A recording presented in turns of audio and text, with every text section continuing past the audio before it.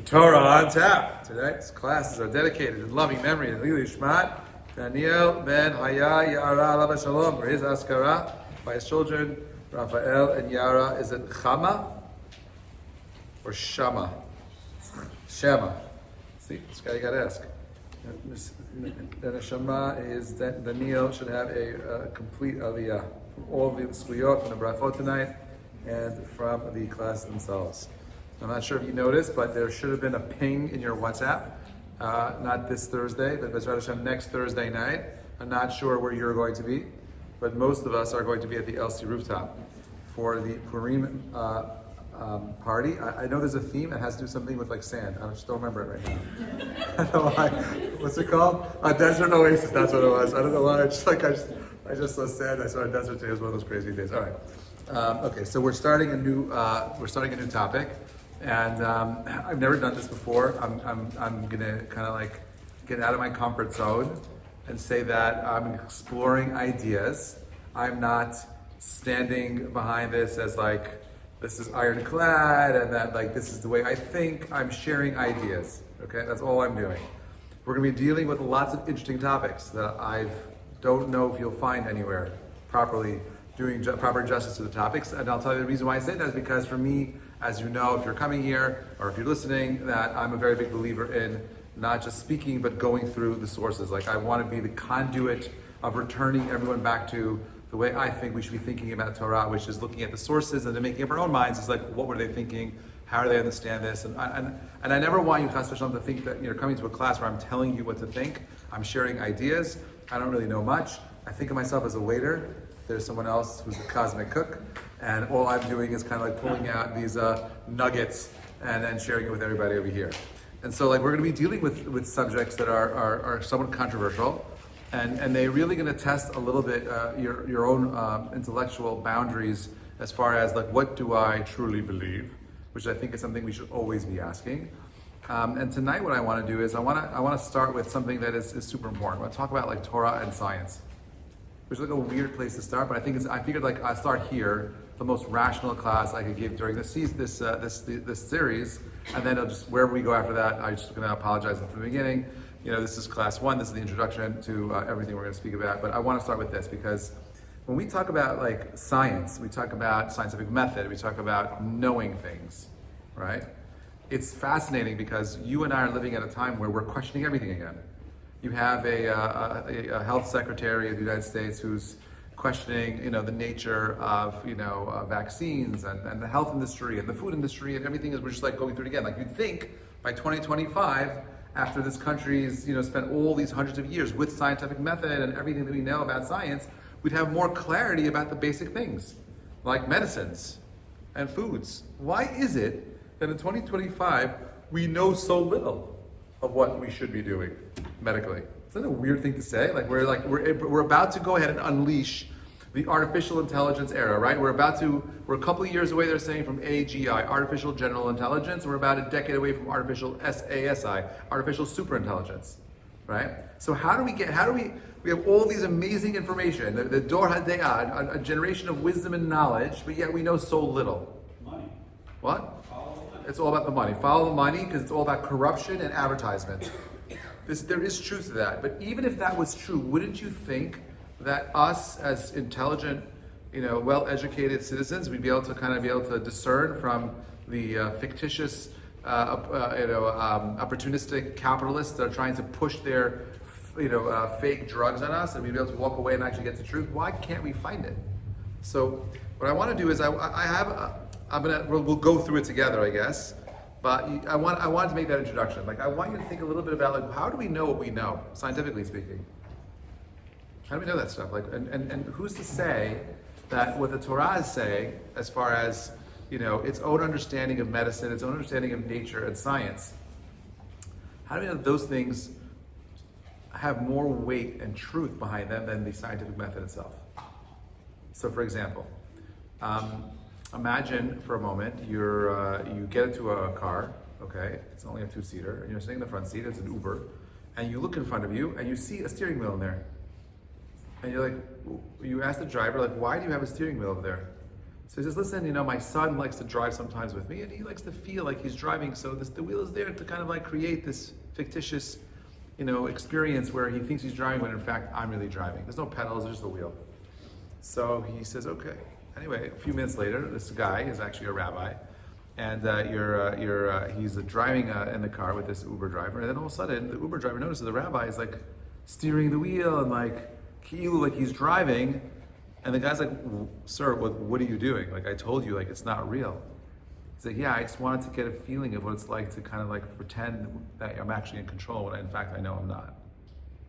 And so much of life is like that. Like, so much of where you're at has nothing to do with the fact that you have a hand on the wheel. There's something else driving us. And we forget that. And this is even more true with people in academia who think they know, when in fact the whole purpose of real knowledge is the humility to know that I know not. That what knowledge should be doing for us is it should be humbling us to and submitting us to a place where, like, I don't know everything.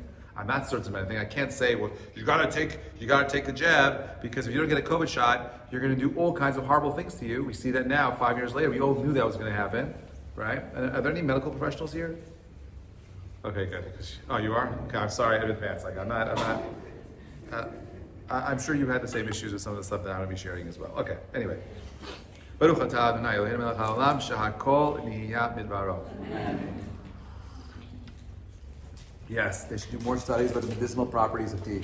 Okay, so we first quote of there. Shir Shim Rabbah says, the Torah should have begun not at the creation, but at the first mitzvah given to Israel through Moshe. However, because Israel declared at Mount Sinai, Naaseh v'nishma, God revealed to them the process of creation. It's a fascinating midrash, meaning like God did not just go ahead and teach the Jewish people about the mitzvot, which is what the Torah is. The Torah is actually a guidebook, right? It makes sense if Torah is a book about Judaism, then why do we need Maaseh Bereshit? Why do I need the first few chapters of Genesis? I don't need any of that stuff. I don't need to know about the creation story. I don't need about Adam and Eve in the garden. Start with Noah. Start later on. Start with some other generation. Like, I don't need that stuff. Like, that's irrelevant to me. Start at the point where I get to know the commandments. What do you want from me? If the Torah is a book of revelation, here I am, follow my commands, I get that. But why do I gotta know, like, what happened on day one? Why do I gotta know that? So he says, as a gift, God gave the Jewish people an understanding of the nature of the universe. How God created. That was not intention. That was not part of the initial script. This was bonus round. Bing, bing, bing. You guys got upgraded. You also got the creation story in it. And by the way, what's so fascinating now is because of the, everyone here is familiar with the James Webb Telescope. The James Webb Telescope is a massive telescope that's floating in space. It was made like origami. It was folded up into a small little thing. It has 18 highly reflective gold panels that are used as a massive lens. When it unfolds itself, it opens itself up to this massive thing. And it's able to have the clearest, high definition view of the universe. Just so you understand this for a minute, ready? In 1922, when we were using our telescopes, we saw about 100,000 light years of space. Today, with the James Webb Telescope, we see 90 billion light years of space. Think about like what that, you can't even begin to process that, but that's like a ridiculously huge number. And by the way, that's only with the technological abilities we have today. Who knows what happens in 10 years from now? How much more we see? We know nothing. And the point that I'm making is that we're even questioning how the universe began. We're questioning all sorts of things right now. We're going back to the drawing board. When people were so, what's the right word? When you're like overly confident about something? Arrogant is the word. Adamant, arrogant about their position. And that you were a lowlife, a heathen, for questioning the halls of science and our beliefs. Darwinism, it's fact, it's true, and there's no other way, there's no debating it, and that's how it was presented to me when I was in school. And if you thought of anything else, you were nothing but a fool, a loser. Okay, Perkei Avot says as follows. He says, over here, Ben Bagbag, what a cool name. I don't know what they were thinking there. Hey, Bagbag. Anyway, right? As it says, that if you just turn it over, everything is inside of it. And what Ben Bagbag is saying is that if you want to find the wisdom to understanding the universe, all you got to do is look at the Torah. Now, that statement bothered me, or bothers me a little bit. Because do you really believe that? Do you really believe that if you look in the Torah, you'll find everything? Everything? Okay, maybe you do, maybe you don't. But I think that there is a way of actually taking what Ben Bagmag says very seriously. And that's what I want to present tonight. That there's a path to looking at Torah as the ultimate guidebook, not just for religious truths, but for all truths.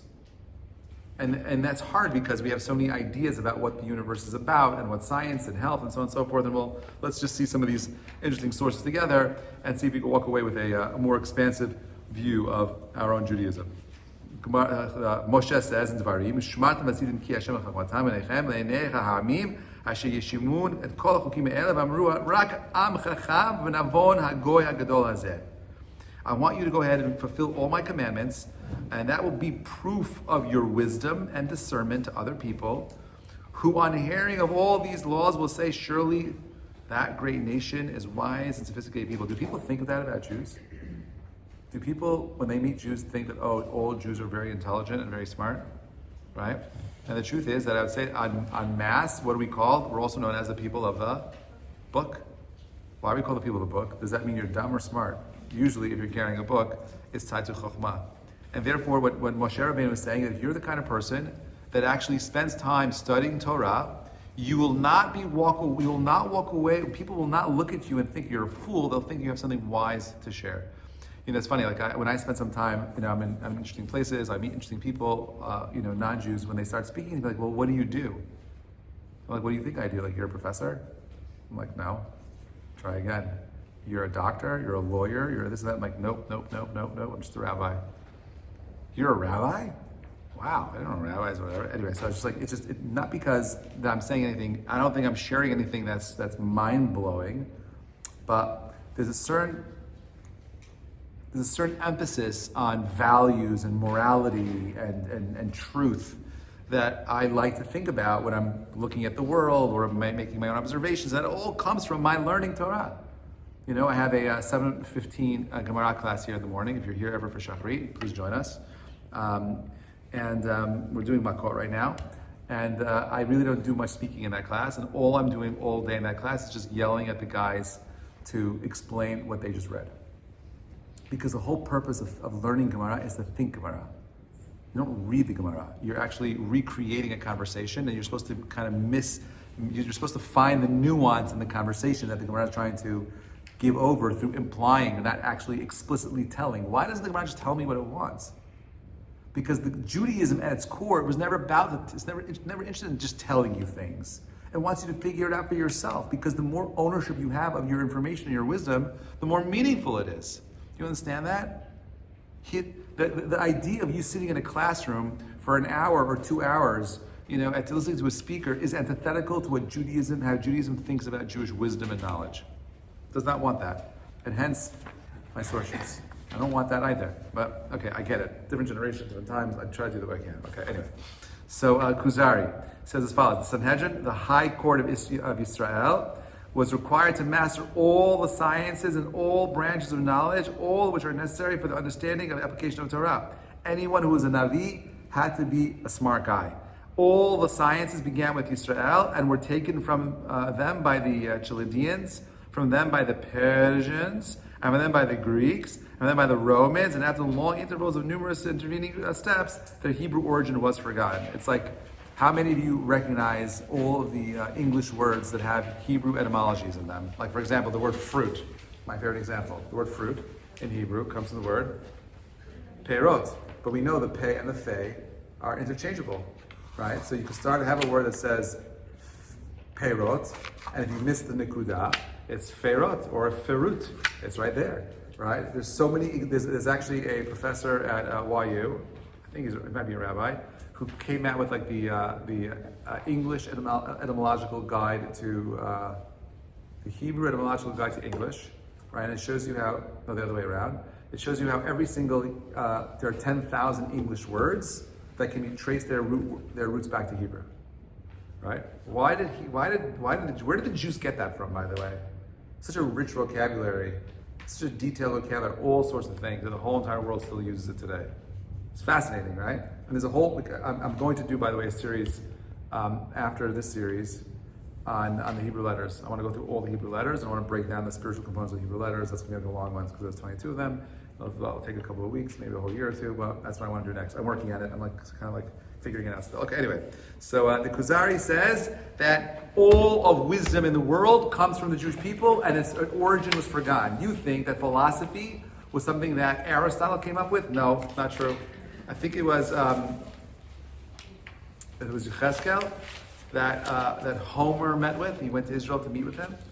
And that the whole idea of philosophical thought was an expression of what Yechezkel passed on to Homer, and Homer passed on to Aristotle, and that's where philosophy comes from. Can I prove that is 100% historically true? No. It sounds like when I first heard it like a wives' tale. But you know that the story of Daniel, right, in the book of Daniel, in the lion's den, that was seen as a fiction, not true, right? It was something that was made up. There's no evidence in any of the Babylonian kings there was a king named Belshazzar. Until about 15 years ago, they found this cylinder that had all the names of the kings, and Belshazzar was there, right? And what was interesting about it is that Belshazzar wasn't the king. His father was the king. I forgot his name, but he was ruling the kingdom in his father's stead as he was going out fighting the wars. So even though, and here's another example of how, the historian said, oh, the book of Daniel is not true, but in fact it is true because we have historical evidence for it right now. By the way, King David, is that fact or fiction? So historians will tell you he never existed. He never lived. Even though Amazon just made a movie about it. Right? You saw it already? Is it good? Anyway, fine. So they just made a movie. I was told they made a movie about it. And now what was interesting is that the archaeologists in Israel are usually secular scientists, and therefore when they find any kind of corroborating information in their archaeological digs, they'll do everything in their power to wish away that it's connected with anything biblical. So for example, in the Ir David, they found a document that was signed by Melech David, King David. It says it straight out. So they said, no, it does not say King David. It says King Dod, the Uncle King, and he signed it. They tried passing that for the story of this article, that it was just so ridiculous at some point. Like, come on, like it was, and it worked out. Like as far as timeline goes, it would have been around the same time for him. And it says his name. There's so many instances where King David, there's coins minted. You can't say he doesn't exist. It's impossible to say today he's a fictitious character. Right? He was a real human being. Now, well, what is it? Is the Torah a book of stories that were made up? Or are they trying to teach you historical truths? Well, which one is it? Do you believe that everything that you read in Tanakh is true? Or do there some embellishments over there? Maybe when Daniel read the writing on the wall, that was just kind of like exaggerated. And when he survived the lions, then maybe the lions were just like cubs. Like, what really happened in the story of Purim? Did Mordechai and Esther did they really save the day, or was there some kind of fluke accident? Are these historical truths? Because you don't find them in the history books, right? Well, what is it? Well, what do you believe? How do you relate to it? And therefore, just be mindful that the Kuzari's approach was, my friends, you understand, all wisdom and knowledge that we see in the Western world today is an expression of Jewish thinking. And it's not accidental that the West today, the principles that make the West are also laid on top of Jewish principles, or what they call today Judeo-Christian principles, which is another way of saying Jewish principles. Because where do you think the Christians got it from? They got it from us. And at any point, if you feel like you have any questions, feel free to ask. Okay. Said Shmuel in the Gemara and Berachot. He says, I know the paths of the stars as thoroughly as the paths of Narada, my hometown. Right? How does a guy who lives 2,000 years ago in Babylon can say confidently that he knows the constellations as well as he knows the back streets of his neighborhood? Do you know the constellations as well as your hometown, the place where you grew up, your stomping grounds? How did he say that? Okay, fascinating. He had this knowledge. Where did that knowledge come from? Who gave him that knowledge? Who taught him astrology? Where did he get information from? And by the way, there's so much new archaeology that's coming out that's proving that the ancient civilizations actually had access to information about the solar cycles and the constellations that are far superior than a lot of what we know today about the constellations. Where do they get that information from? How do they know that? Where did that come from? Is it magic? Is this magic? Did we lose sorcery? Like, what was it? Where did this information come from? How do they get it? Gemara says as follows: Rabbi Gamaliel and Rabbi Yehuda traveled together by sea. Rabbi Gamaliel took along enough bread to last the expected duration of the trip. Rabbi Yeshua took an equal supply of bread plus an additional flour. So he thought the trip would be longer. When Rabbi Gamaliel food ran out, Rabbi Yeshua shared his flour with him.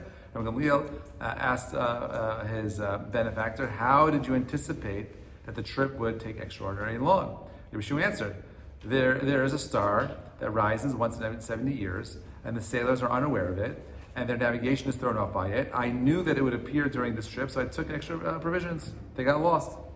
Another northern star, maybe it was a comet that comes every 70 years or whatever it is, but he was aware of it, and therefore he was able to plan accordingly. Rabbi Gamaliel expressed astonishment at the scientific knowledge of Rabbi Yeshua, and conversely, at his poverty, Rabbi Yeshua responded, "Do not wonder about me. You yourself have two disciples back home, Rabbi Eliezer Chizma and Rabbi Yochanan ben Gadugada, who know how to calculate the number of drops of the water in the sea, yet have no food to eat." There's always a deep correlation between people that are driven by truth and poverty. They don't care about the money. I know people who are some of the brightest people I know. Never ever think about money. They make money because they're so smart that they'll find a job or they'll do something, but they're not driven. They're driven by truth and facts. So how do these guys have the wisdom? Do you know? Does anyone here know how to come up with a formula that helps you figure out how many drops of water there are in the oceans? Just curious. Okay, you can ask ChatGPT afterwards to see if we can figure it out for us. But these guys somehow knew that. Okay, very intelligent, very bright. Okay, now are you hearing are individuals that were scientifically in the know, or people who were accessing information from a higher source? Unclear. The Gemara in Eruvin, Rabbi Gamaliel had a cylinder through which he could peer and see 2,000 amot on land or at sea. What does that sound like? This is 2,000 years ago. How do you have a telescope? Where did that come from? Right? Okay, interesting. If one wanted to measure the depth of the ravine, he would look through the cylinder and determine the depth. If one wished to measure the height of the tree, he could measure his own height and shadow and then compare it with the shadow of the tree and calculate its height. I don't know what he's talking about, but it sounds really cool. He came out with some kind of equation where just by measuring shadows and looking at objects, he could come up with the true nature of these things. Sounds very intelligent to me. Gemara in Sanhedrin, Doeg, right? The president of the Sanhedrin during the reign of King Shaul could recite 300 legal decisions on the subject of Migdal, the tower that flies through the air.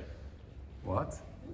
So he just says, like Gemara says, it's straight out over there, that Doeg could recite 300 legal decisions on the subject of a tower that flies through the air. Now imagine an archaeologist discovering the ruins of an ancient place from scattered fragments. He constructs an elaborate theory about its origins, purpose, and layout. His findings make him famous. Later, another archaeologist uncovers in ancient parchments blueprints detailing the palace's true design, purpose, history written by its architect. The document contradicts the first archaeologist's theory. Despite this, the first archaeologist insists, oh my God, I'm missing a whole entire thing here. Okay, that's really sad. The first archaeologist insists that his interpretations are correct based on the tiny pieces of evidence. The second archaeologist responds, your speculation is impressive, but the document provides the undeniable truth. Once you have something that is written by the actual author, you can't deny his or her intention. So is with science and Torah. Nature and Torah never conflict, but science theories based on limited data may contradict Torah, yet theories are just interpretations and not absolute truth. What is missing, by the way, is Rashi is struggling to understand what this thing Doeg was talking about as far as this a tower that flies in the air. Now, you and I have no problem understanding what a tower flying in the air is, right? What's he talking about? Some kind of a flying machine. He's talking about something that flies. So now Rashi doesn't have any way of kind of expressing it in a way that makes any sense because he just doesn't understand what it is. Like, how does a tower fly? Towers are usually planted on the ground and they're really tall.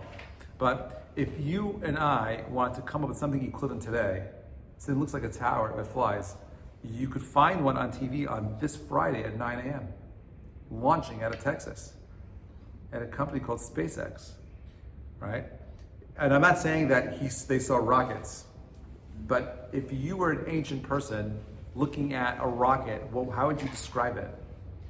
A flying tower, a round object flying in the sky. So Doeg is talking about a technology that we don't have today anymore.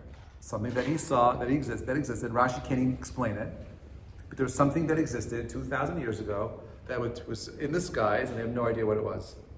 They have no language to describe it, but yet they're describing something that's technologically advanced. As a matter of fact, the Midrashim, if you look closer at the Tower of Babel, I've said this before, right? When the Babylonians were building that massive tower and they wanted to fight God, the Midrash says that they were planning on launching themselves up into the heavens to fight God.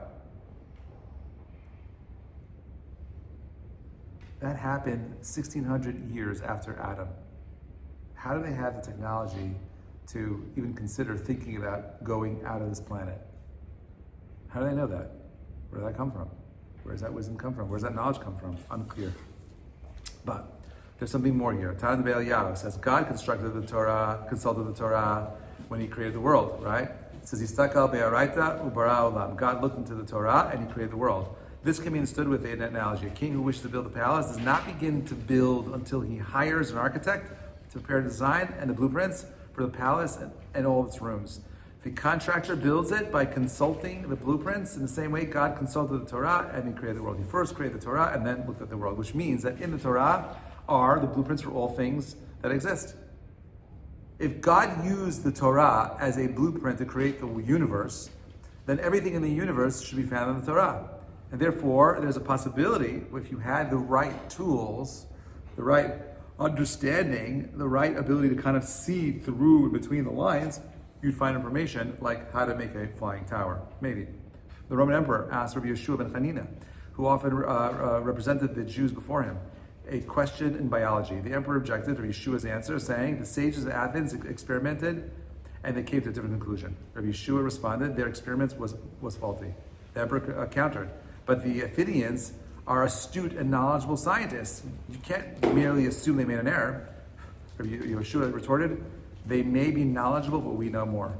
How does he have that kind of confidence? How does Rabbi Yeshua have that kind of confidence that we know more? Is it true that we know more? Maybe. I don't know. But yet somehow Rabbi Yeshua felt that there's something about wisdom and knowledge that the rest of the world was lacking in relative to what he knew. And I'll tell you why this conversation is so hard. Because when you hear the word Rabbi Yoshua, you know what you're thinking? A rabbi. Right? But he wasn't like a rabbi like you and I know today. Not like me. These people were super savant geniuses. They didn't need sheets in their classes. These were people that knew every single letter of the Torah from beginning until the end by heart. Not just a memorization technique where they go and memorize like huge amounts of information, but actually the deep processing mind of a calculator to like think about the letters and numbers and think about the correlations between the letters and the nikudot, the values and how that impacts reality, and not just the resonance, the sound of the letters and the objects and their relation between these things. There's such depth there. We can't be. I become nauseous just thinking about how little that I know. Right? So the Vilna Gaon, you understand? The Vilna Gaon was a super savant genius. Okay, they say that he said that you could look at a tree and tell you how many leaves are on it. So one of the students said, Rabbi, how do I know if you're telling me the truth?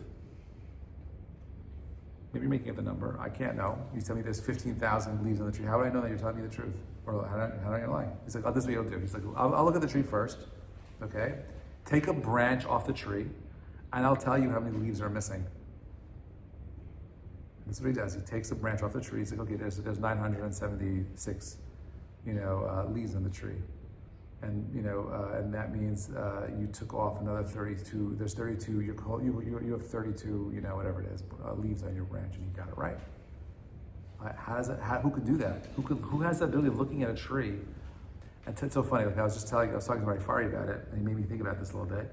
Because my youngest daughter, Tamima, Emma, looks very different than my other kids. She looks very white, looks very Ashkenazi actually. And I said to him, like, if I wasn't in the room, I'm not slight. I think she's beautiful. But anyway, so I think that I said very far, my kid, if I wasn't in the room when she was born, I'd actually question whether or not she was my child. So he's like, why are you saying that? Like, look at her forehead. She has she has Rachel's forehead. She has a kiva's like jaw. I'm like, and I looked at her again. I'm like, she does.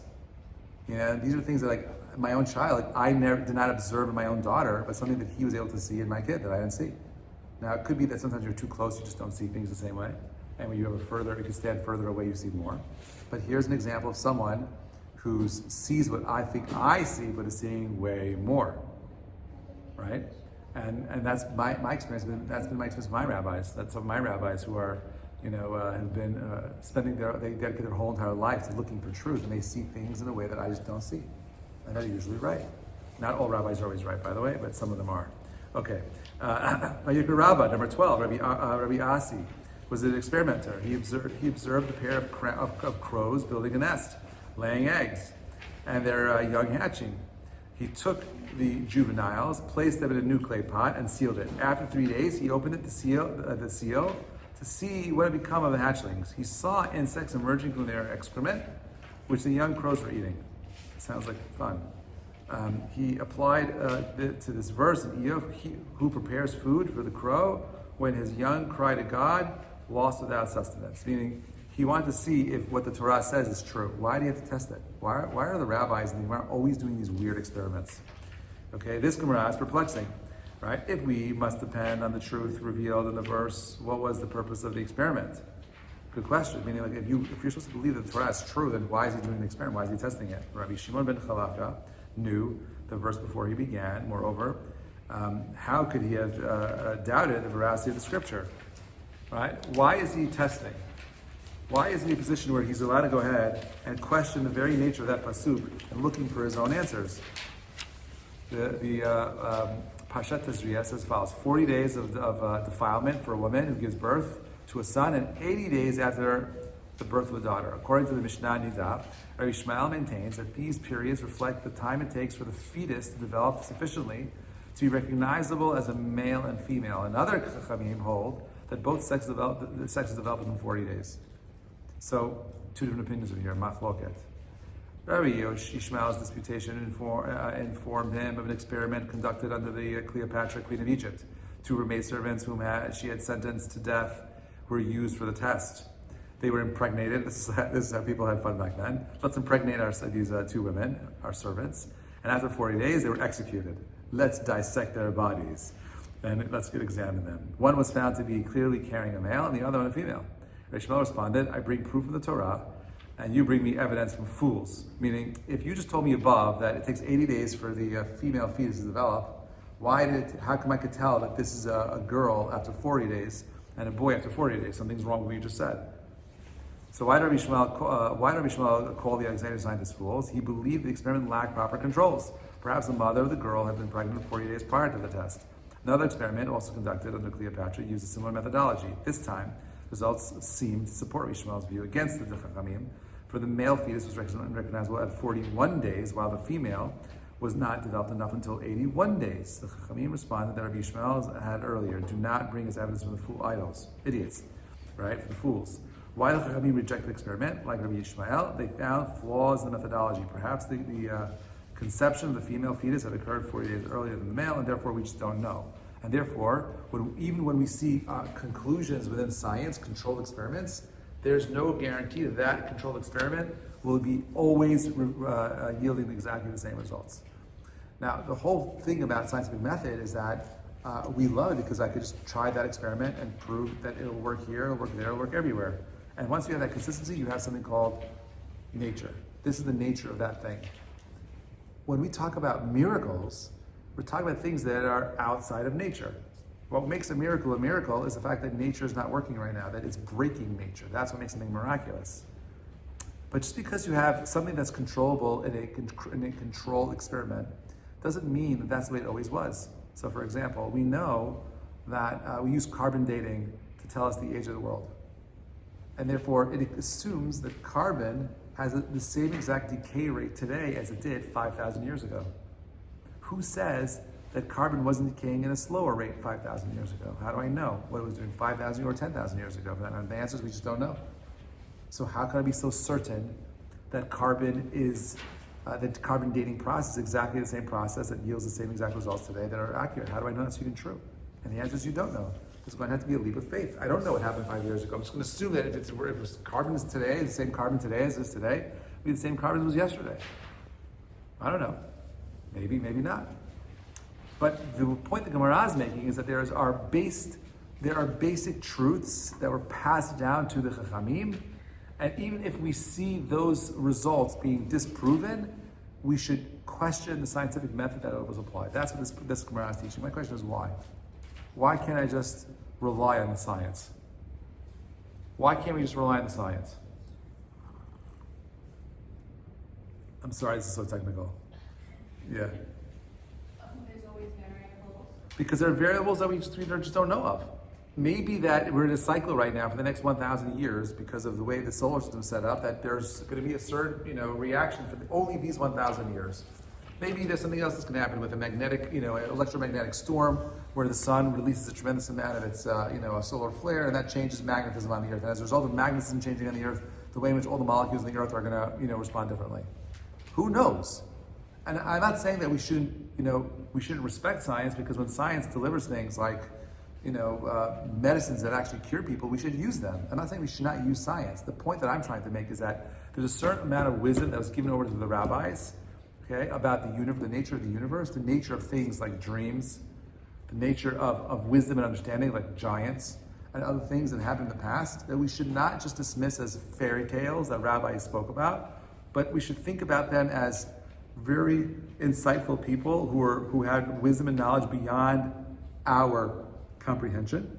So Certainly. Do you think science was just created as a way to cope with figuring out how to explain things? I want you to know that if you look at the original scientists from the last 500 years, every scientist was studying nature because they wanted to find God. That's where science began. Science, have you ever read Jonathan Sacks' book called The Great Partnership? The partnership between science and religion? So he goes through a part of the book where he goes through how all the scientists, the early scientists were all deeply looking for God through nature. And they felt that if you looked close enough at the world itself, you'll find Hashem's fingerprint in everything. That's what they were looking for. The idea of doing repeated tests over and over again was just about a way of finding Hashem, not about a way of saying, there's no God, it's just nature, which is what happened with science in the last 100 years. With the Industrial Revolution, man started believing that he himself is God. And that's when we went off the rails. That's when the whole entire world went to that bad place. But before then, right, every scientist was looking for truths. Now, sometimes they came with truths that the church didn't like, right? For example, like when Galileo said that the Earth is not the center of the universe, they wanted to kill him. He's like, what do you mean? Like the sun is the center of the universe. We believe in a heliocentric universe, not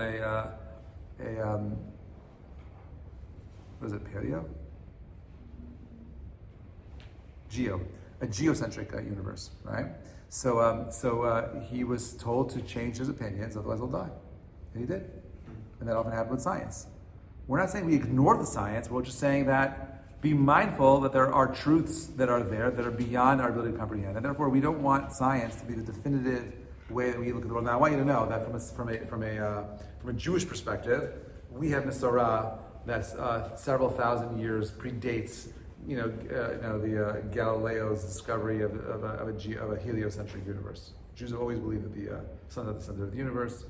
There's a machloket about Rashi and the way he understood the universe a little bit, but I have no problem there being machloket, because sometimes when the rabbis did not have a Masorah of how to understand the world itself, they used whatever science of their time to try to understand it. The science of their time is not always a reflection of truths.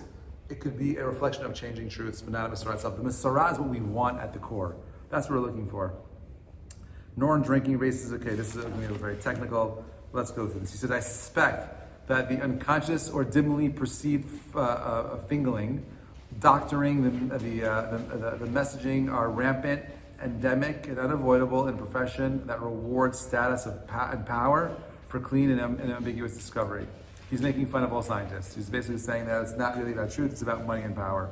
So when you look at like a guy named like Nikola Tesla spoke about having a world of free energy, Wi-Fi, wireless technology over 100 years ago.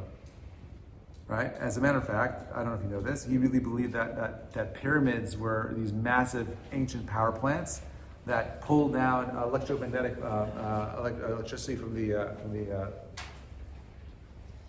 atmosphere and pulled it down to the earth, and you had a huge amount of free power everywhere. This power should be free, should not be paying for any power. As a matter of fact, China today said they discovered some new technology that they could have these power plants that create 60,000 years of energy, like unclean energy, untouchable, and so on and so forth. Right? We're changing the way we think about power. And by the way, what happens to a world that has unlimited power? Anything is possible. Everything that we do is powered by energy today. So once we get to a point where you have like infinite energy, think about like non-stop creating of all kinds of things, non-stop power, moving, traveling, the whole world becomes different. Anyway, but he says over here that these people were all fools because someone like Nikola Tesla, who wanted to go ahead and make free energy, was stopped by whom? By Edison. Edison hated him because Edison was a capitalist, and he hated Nikola Tesla because he wanted to make free energy, and they stopped him. They actually called the FBI on him, the CIA. They had his project shut down. They made a fool out of him because he wasn't rich. Edison was. Edison actually funded him and saw all of his experiments as a threat to everything that Edison was doing. He wanted to pay people. So Edison, Schwab, JP Morgan came after Nikola Tesla to prevent him from allowing his scientific experiments to move forward. They defunded him because they saw it as a threat to laying cables, coal, and transportation as being the key factors. They own those industries, and they stopped it, and therefore we got stuck into this ridiculous loop system we have right now, ugly wires hanging in the streets. It drives me crazy when I see wires in neighborhoods. I hate it. Anyway, okay, we're almost finished, guys. I'm sorry I did this to you. Okay, we're almost there. 17, Francis Hitching. He says, in the atmosphere of unquestioning acceptance and Darwin theory, the pendulum swung to another extreme of faith. Speculation ran rampant, especially regarding man's origin. He's arguing here that the whole idea of natural selection and evolution was a religious belief more than a scientific truth. Okay, from Huxley's Man's Place in Nature, through Darwin's own the Descent of Man, and up to the modern anthropological debates chronicled by John Reader's Missing Links. The search for human ancestry has been filled with vain hopes and invented narratives. The practice of reconstructing life-size models and supported, okay, in a nutshell, all these things over here. When you look at everything that these guys propose as far as evolution, okay, it doesn't make any sense. There's too many missing links, too many things that have not been discovered, and therefore they're all pushing a narrative because they want to free themselves from moral responsibility. That's what it is. The West want to break away from Judeo-Christian values because they want to do their own things in the world of industrialization. Okay? And that's what he's arguing here. Number 18, Wendell R. Bird, The Origin of Species. He says the same idea over here, that look at the second paragraph. Fraud in science is so widespread that one book categorizes different forms of it. Another book describes the document's scores of instances under the title Betrayers of the Truth, Fraud and Deceit in the Halls of Science. A new book supplements the list with the title False Prophets. Now think about what's happening in universities today. Not too far away from here is a school called Columbia, the university, right? Ivy League school that allows the most rotten, disgusting ideas to spread through their school.